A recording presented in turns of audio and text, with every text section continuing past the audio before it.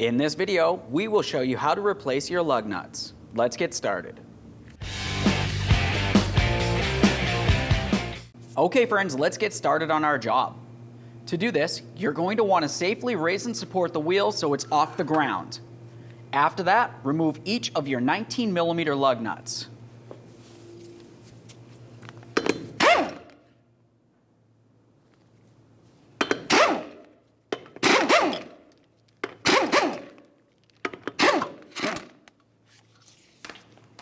Now it's time to install our brand new lug nuts. Make sure you start each of these on by hand.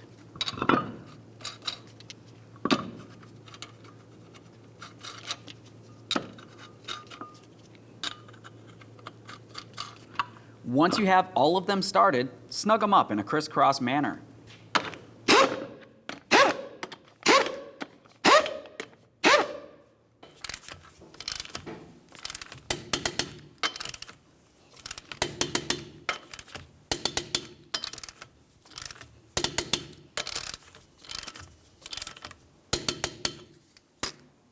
Torqued.